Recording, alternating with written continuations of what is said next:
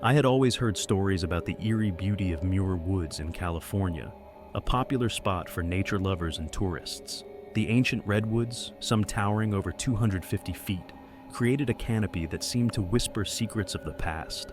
It was late afternoon when I decided to take a solo hike. The sun was beginning its descent, casting an ethereal glow through the dense foliage. The idea of being alone in such a majestic place was exhilarating.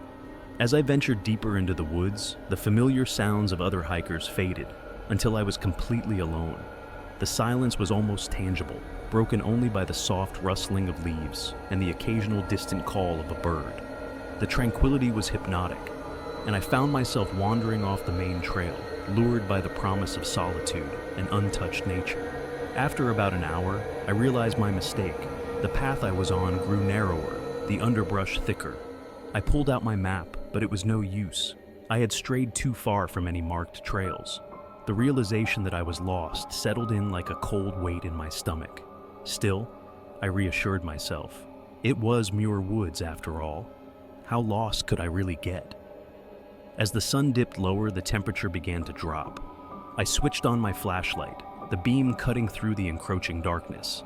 The once inviting shadows now seemed menacing, each one hiding potential dangers.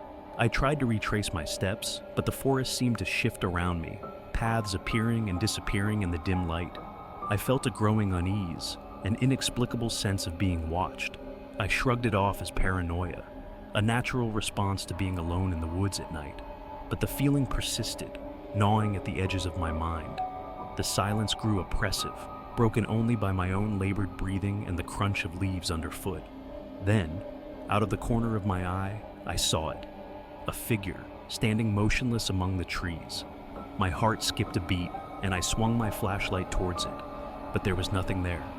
Just shadows playing tricks on me, I told myself. But the feeling of being watched grew stronger, more palpable. I quickened my pace, the flashlight beam bobbing erratically. My map was useless now.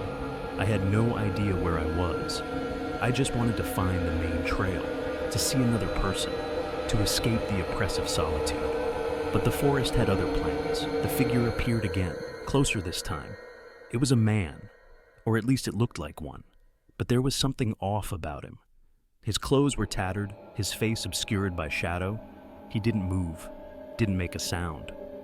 Panic surged through me, and I turned and ran, branches whipping at my face and arms.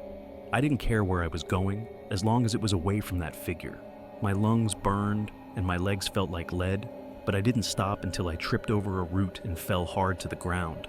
I lay there, gasping for breath, listening for any sound of pursuit, but there was nothing. Just the wind whispering through the trees and the distant call of an owl. I got up, my body aching, and continued on, more cautiously this time. Every shadow seemed to hide a threat, every rustle of leaves a warning. Hours passed, though it felt like an eternity. I was exhausted, my flashlight flickering, the batteries nearly dead. Just when I thought I couldn't go any further, I stumbled onto the main path. Relief washed over me, and I followed it, hoping it would lead me back to civilization. After what felt like another hour, I saw lights ahead. Other hikers, park rangers, anyone who could help me. When I finally reached the trailhead, I was met with concerned faces. A park ranger approached, asking if I was okay. I told him my story about the figure in the woods. He listened patiently but seemed skeptical. "There are no reports of anyone else out there," he said. "You're probably just tired. Maybe your mind was playing tricks on you." But I knew what I saw. The figure was real, and the feeling of being watched had been too intense, too palpable to be mere imagination.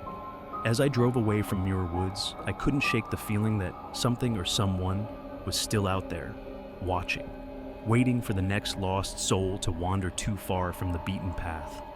That night, I dreamt of the forest, of shadows and whispers, and a figure standing just beyond the reach of my flashlight. I woke up drenched in sweat, the sense of dread lingering. I haven't been back to Muir Woods since, and I don't plan to. Some places, no matter how beautiful, are better left undisturbed.